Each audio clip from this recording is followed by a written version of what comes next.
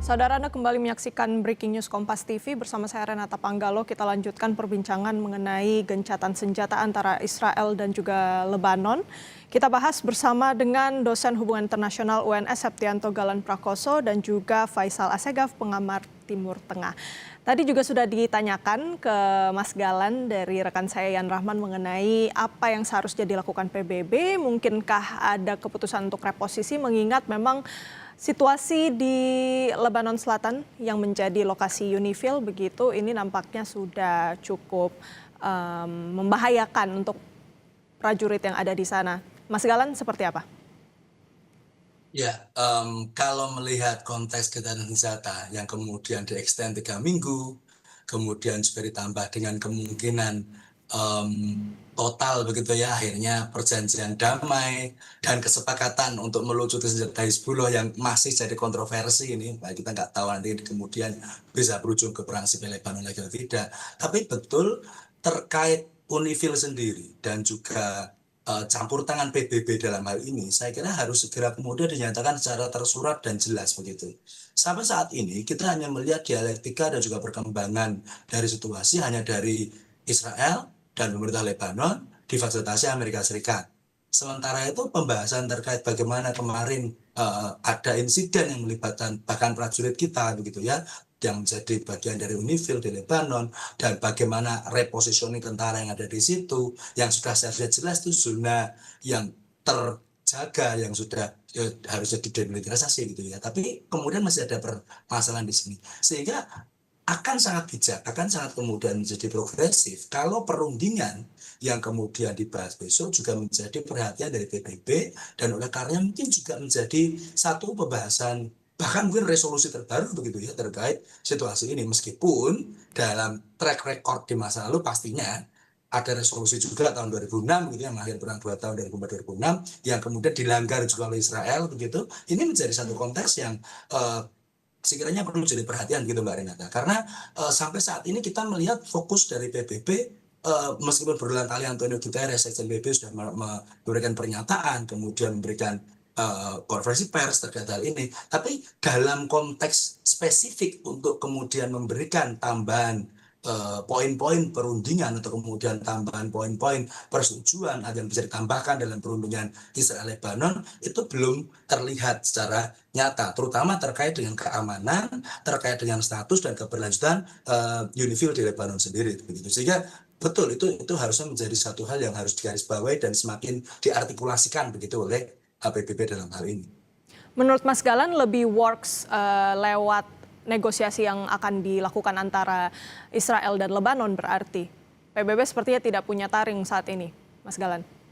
Iya, saya mohon maaf ya untuk opini pribadi juga, tapi saya mohon maaf untuk menyatakan saat ini PBB terkesan hanya bersikap reaktif dan juga tidak bisa apa-apa begitu dalam kemudian menanggapi dan juga mengantisipasi hasil dari konflik di Timur Tengah sendiri, baik itu yang Amerika Serikat dengan Iran, baik yang kemudian melebar ke Israel Lebanon seperti itu. Kita mengetahui bahwa PBB memiliki resource, PBB memiliki pasukan PKO, Peacekeeping Operation, PBB memiliki berbagai macam mekanisme untuk merapatkannya dalam majelis, dalam Dewan Keamanan, dalam berbagai macam institusi yang mereka miliki. Tapi dalam hal ini terkait resolusi konflik sendiri, terkait bagaimana kemudian untuk bisa menyadarkan pihak-pihak yang berperang atau belligerent ini untuk bisa kemudian sadar akan potensi perdamaian yang konstruktif seperti itu, PBB yang selama ini kita tahu masih belum bisa maksimalkan potensi tersebut gitu.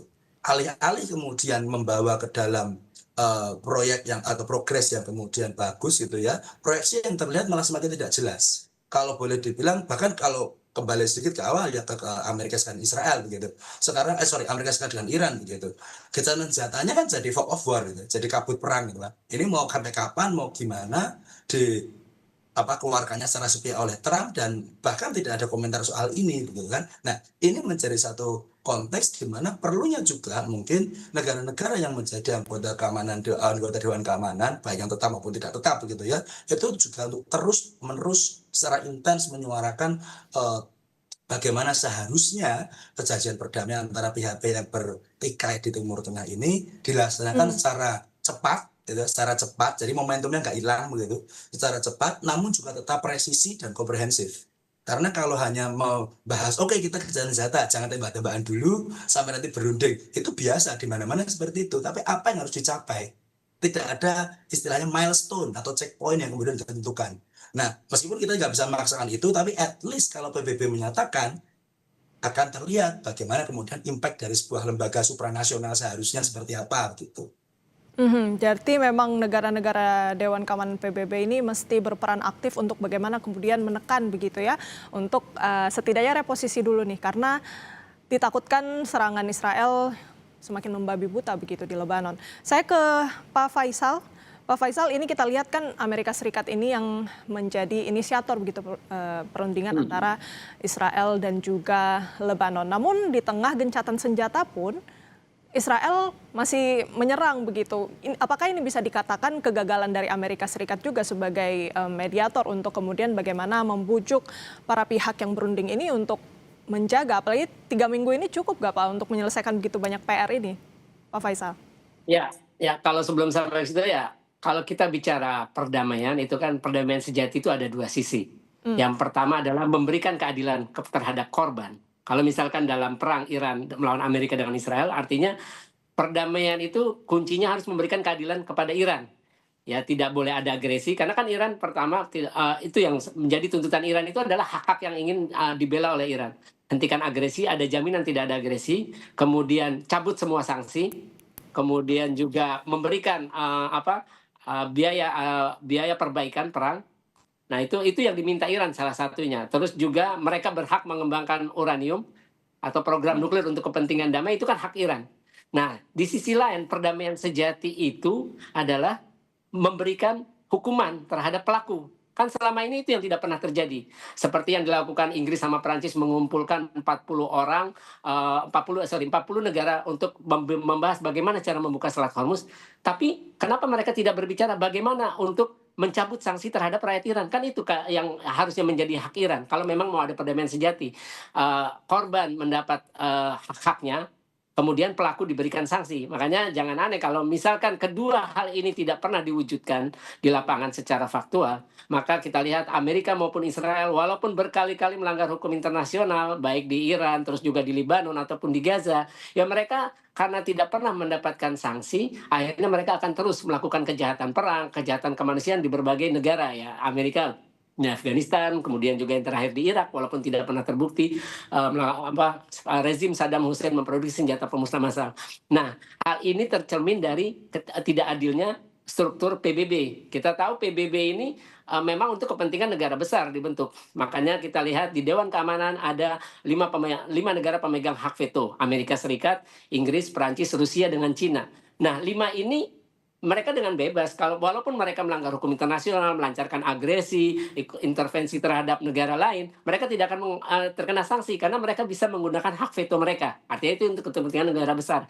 Ataupun 5 negara pemegang hak veto ini seperti Rusia menginvasi Ukraina sejak 24 Februari 2022 tidak pernah kena sanksi karena punya hak veto. Ataupun negara-negara sekutu yang dari 5 pemegang hak veto, Israel terus melanggengkan penjajahan, melakukan kejahatan genosida sejak Oktober 2023 sampai Oktober 2025, tidak akan kena sanksi dari PBB ya karena ada Amerika di situ yang mendukung, atau Arab Saudi yang melancarkan serangan sejak Maret 2015 terhadap Al-Hussein di Yaman, itu juga tidak akan kena sanksi karena Arab Saudi bagian atau sekutu dari Amerika Serikat. Ya saya kira memang kalau memang untuk mencapai perdamaian sejati, yang pertama berikan hak-hak dari korban dan juga berikan sanksi terhadap pelaku. Nah, ini bentuknya bisa dengan merestrukturisasi PBB. Salah satunya yang paling penting adalah Dewan Keamanan. Itu pernah diusulkan oleh Sekjen PBB waktu itu, Kofi Annan. Salah satunya ada 2 sebenarnya. Menghapus hak veto. Jadi 15 anggota Dewan Keamanan tiap tahunnya itu ya punya hak yang sama dalam bersuara. Atau hak veto atau berdasarkan voting berdasarkan suara terbanyak. Walaupun Amerika misalkan punya hak veto, ketika 14 negara lainnya anggota Dewan Keamanan ya termasuk 4 pemegang hak veto dan 10 anggota tidak tetap, mereka setuju terhadap resolusi itu, 1 Amerika tidak setuju, ya tetap yang menang adalah suara terbanyak. Demikian Mbak Renata.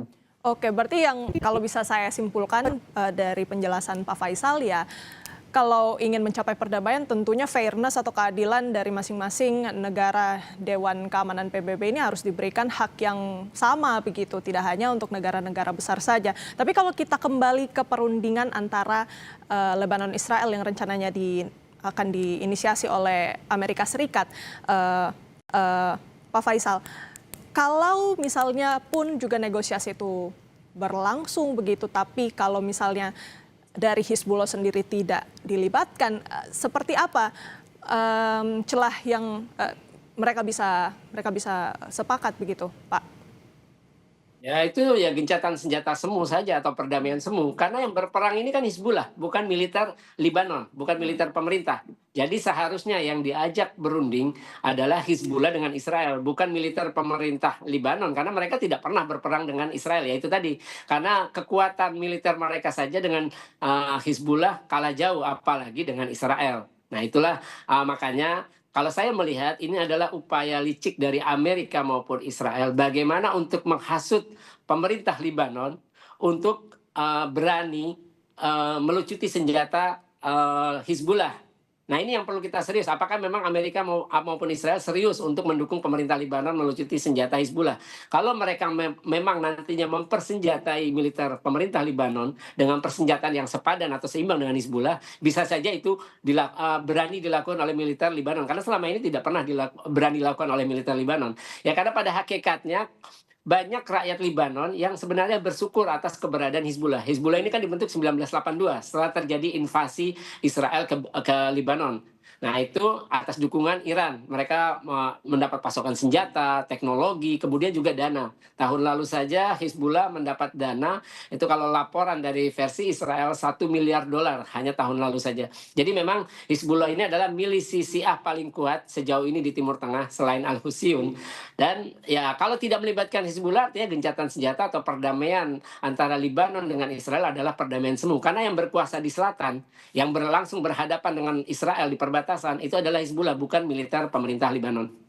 Oke, rasa-rasanya mustahil ya Pak Faisal untuk kemudian mencapai perdamaian jika Hizbullah yang memang notabene yang langsung berkonflik dengan Israel tidak dilibatkan. Menurut Mas Galan, samakah pendapatnya dengan Pak Faisal atau ada opsi lain untuk bagaimana kemudian mengajak Hizbullah ini?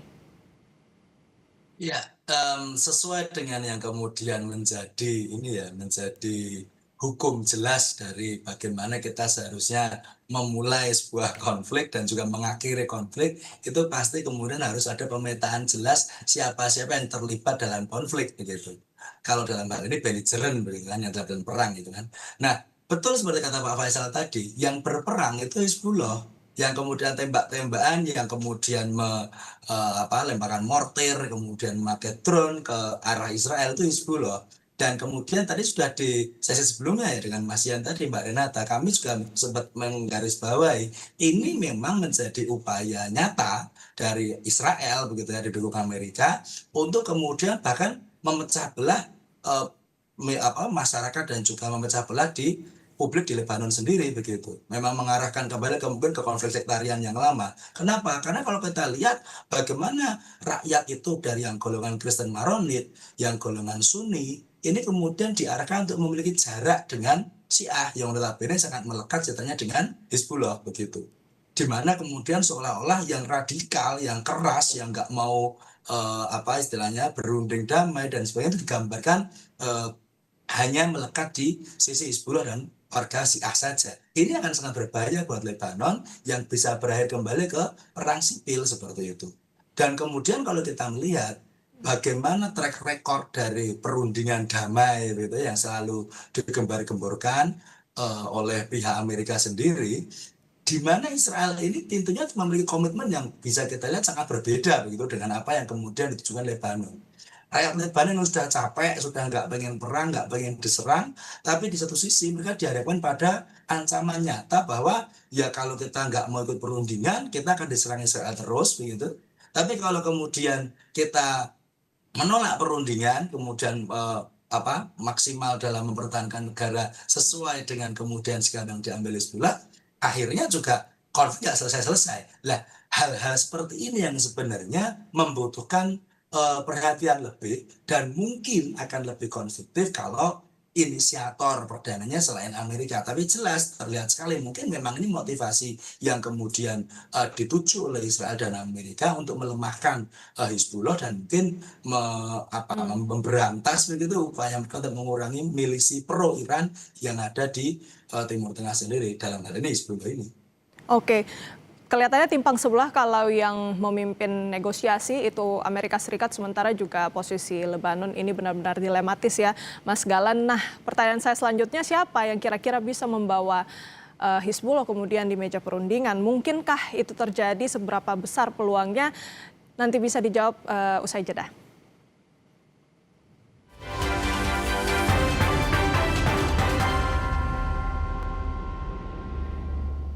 Saudara, Anda masih menyaksikan Breaking News Kompas TV bersama saya Renata Panggalo. Kita lanjutkan perbincangan mengenai gencatan senjata antara Israel dan Lebanon. Sudah bersama kami dosen hubungan internasional UNS Septianto Galan Prakoso dan pengamat Timur Tengah Faisal Assegaf. Kita lanjutkan perbincangan kita. Tadi pertanyaan saya, siapa yang kemudian bisa kira-kira membawa Hizbullah ini untuk berunding begitu dan seberapa besar peluangnya? Mungkin saya ke Pak Faisal dulu. Menurut Anda peluang ini masih terbuka atau seperti apa, Pak?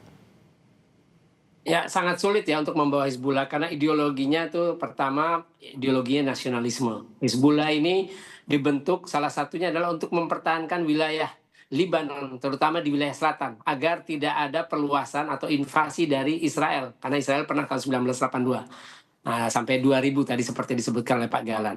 Kemudian juga Hizbullah ini dibentuk ada ideologi anti-Zionis.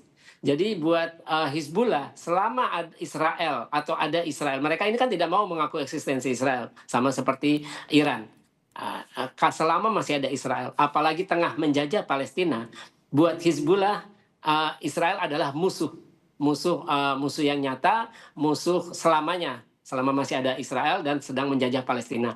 Kemudian kedua, itu ada faktor perebutan klaim atas wilayah kawasan pertanian Sheba. Ini kawasan Sheba ini kan punya batasnya itu ada di wilayah Lebanon, kemudian juga ada Suriah, kemudian ada Israel. Nah, buat selama ini Hizbullah tidak pernah berperang atau masalah klaim terhadap wilayah Sheba dengan Suriah, karena kan Suriah di bawah rezim Assad juga pro Iran atau bagian dari proksi Iran. Tapi dengan Israel, buat Hizbullah, Israel tidak berhak mengklaim kawasan pertanian Sheba. Jadi ada dua faktor ideologi dan juga perebutan klaim terhadap kawasan pertanian Sheba yang berbatasan dengan Israel maupun dengan Suriah. Jadi memang sulit untuk membawa Hizbullah ke perundingan, karena pasti yang akan diminta Hizbullah ya kemungkinan besar yang pertama ya Israel mundur dari kawasan pertanian Sheba. Yang kedua ya Israel harus lenyap mungkin kalau buat Hizbullah. Kalau tidak bisa ya mereka segera mengakhiri atau keluar dari wilayah Palestina. Itulah yang membuat sulit, karena ini adalah kelompok bersenjata yang ideologis, ideologi nasionalisme dan ideologi anti-Zionis tadi. Posisi berunding nampaknya benar-benar sulit, bahkan tidak mungkin ya, Pak Faisal. Saya ke Mas Galan, berarti apa yang bisa dilakukan? Apakah ini berarti betul-betul tergantung lagi kembali kepada konflik AS-Iran? Bagaimana kemudian perundingan mereka bisa mencapai perdamaian, lalu kemudian itu bisa berdampak ke situasi yang terjadi di Lebanon? Singkat saja, Mas Galan. Siap. Ya, jadi memang semuanya itu interconnected ya. Kalau kita bicara bahkan kalau perlu kita bahas soal kita bahas soal ontran-ontran, kekacauan yang terjadi di Syria tempo hari begitu ya. Ketika rezim Trump yang pertama juga sempat menembakkan Tomahawk ke Syria. Syria kan ini kan sebuah mediator, sebuah penghubung antara Iran dan Hizbullah sendiri, tadi seperti Pak Faisal, itu juga ada kaitannya. Lah betul kalau kita mau kemudian melihat situasi Israel Lebanon, kemudian Hizbullah sendiri juga, itu kan sangat berkaitan erat dengan apa yang terjadi dengan Amerika Serikat dan Iran. Makanya kemudian hal ini terjadi di momentum yang bersamaan. Terkait juga dengan kemungkinan perundingan ini, sebenarnya bukan tidak mungkin ya, maksudnya saya juga sepakat dengan Pak Faisal, ini sangat sulit karena memang Hizbullah ini terkenal ya pokoknya Israel harus hilang, harus musnah begitu kan, secara tujuan mereka begitu. Tapi pernah terjadi mungkin tahun 2008 kalau saya tidak salah, Hizbullah ini mau berunding terkait penukaran sandera begitu ya. Waktu itu mediatornya unik, mediatornya Jerman justru tahun itu. Jadi ada perundingan progresif juga. Kemudian sempat juga mungkin pihak lain yang mungkin kurang setuju dua belah pihak ya. pastinya. Ada Rusia, ada Qatar, itu juga sempat masuk dan juga terlibat dalam berbagai macam perundingan atau berbagai macam apa istilahnya talks, pembicaraan terkait dengan status Hezbollah. Tapi yang paling pasti adalah ketika nanti momentum kemudian perundingan antara Israel dan Lebanon ini kemudian mencapai kesepakatan apapun begitu, baik kita akan setuju meluncurkan senjata Hezbollah. Di saat yang sama bisa dipastikan akan ada momentum besar juga yang terjadi dalam titik Amerika Serikat dan Iran. Karena mungkin pastinya ketika Hezbollah tidak mau diluncurkan senjatanya, Iran juga akan kemudian membawa itu menjadi sebuah isu dalam hal ini bahwa kita lihat sekali ada tekanan yang tidak seimbang, sangat berat sebelah, sangat timpang dari pihak Amerika Serikat dan Israel. Yang jelas, kalau sampai saat ini saya kira dari kedua belah pihak, mau itu dari Iran dengan dengan Hezbollah ya sebagai proksinya, atau dari Amerika Serikat dan Israel sendiri, ini sama-sama belum mencapai adanya proyeksi yang pas ya dalam konteks untuk resolusi konflik. Mereka belum mau bergeser dari initial objectives, mereka belum mencapai culminating point. Kalau istilah Zartman itu belum matang gitu ya, belum matang, belum ada ripeness teori untuk mengarah ke perundingan untuk bisa menjadi perjanjian damai seperti itu.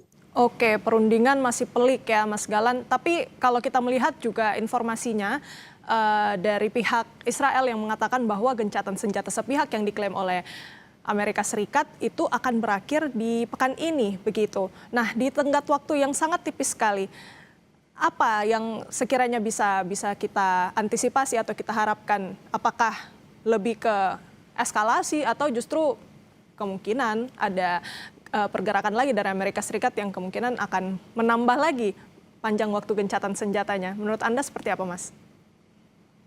Kalau kita lihat yakin Mbak Renata, maksudnya karena tenggatnya sedikit gitu, dan bahkan juga ada tambahan embel-embel Israel ya, mereka juga bahkan kadang-kadang kaget dengan pernyataan Trump, mereka baru tahu dari via truth sosialnya Trump gitu kan, nggak ada komunikasi diplomatik, jadi sangat sepihak dari Trump sendiri. Tapi yang bisa kita expect adalah ya sayangnya bisa jadi akan ada eskalasi seperti kita bahas di awal breaking news ini tadi, akan ada eskalasi dengan target mungkin sistem pertahanan Iran di Selat Hormuz atau yang terkait dengan isu pastinya di Selat Hormuz sendiri, alih-alih juga bisa mengarah ke pemimpin dari pimpinan Iran sendiri seperti pimpinan IRGC yang baru atau kemudian jajaran pemerintahan. Yang jelas kelihatan sekali Amerika juga akan bisa dalam hal ini kembali memasuki sesi serbuan atau sesi konfrontasi yang kedua untuk menunjukkan tajam mereka atau hanya untuk untuk kemudian mengancam Iran lebih jauh karena ya Trump terkenal dengan pendekatan dia yang doubling down untuk kemudian ya udah sekalian ini kita kuat, kita bisa, kita ini. Meskipun sebenarnya mereka juga sudah sangat tertekan dan rugi dengan jumlah yang sangat besar dalam hal ini. Tapi ketika melihat Iran yang saya kira juga nggak akan back down dan malah kemarin juga sampai menyita 2 kapal yang tanpa izin lewat, saya kira masih sama-sama keras, masih sama-sama berat untuk kemudian bisa berlanjut. Tapi pastinya harapan kita tentunya untuk bisa segera selesai ya untuk konflik dan perang ini, karena sudah terlalu banyak dan sudah terlalu capek lah kerugian diderita oleh semua pihak yang juga berdampak. Saya kira seperti itu. Oke, pertanyaan terakhir untuk Pak Faisal. Berarti kalau misalnya memang opsi eskalasi ini sepertinya yang diambil oleh Donald Trump, apakah yang pecah nanti itu di Selat Hormuz kalau yang Bapak perhatikan sampai dengan sekarang, atau justru di kawasan mungkin yang menyinggung negara-negara Teluk lain, Pak, singkat saja? Ya, saya kira ya, saya yakin kalau misalkan ancaman ini atau gencatan senjata tidak terjadi, ya perang akan berlanjut lagi. Ya di Lebanon berlanjut, di Iran berlanjut. Ya pangkalan militer Amerika akan jadi sasaran lagi, Israel jadi sasaran. Ya, saya kira ya Selat Hormuz akan terus ditutup oleh Iran. Ini bahaya buat dunia, walaupun itu bukan kesalahan Iran, tapi kesalahan yang dilakukan oleh agresi Amerika maupun Israel terhadap Iran. Baik, nampaknya kalaupun eskalasi yang harus diwaspadai oleh Iran, ini ada di Selat Hormuz dan juga tentunya untuk negara-negara lain yang sangat bergantung suplai minyak yang melewati Selat Hormuz. Terima kasih banyak pandangannya Bapak-Bapak dari dosen hubungan internasional UNS Septianto Galan Prakoso dan juga pengamat Timur Tengah Faisal Assegaf. Sehat selalu. Terima kasih Mbak, terima kasih Pak Septian. Kami tutup Breaking News Kompas TV, saya Renata Panggalo, terima kasih, sampai jumpa.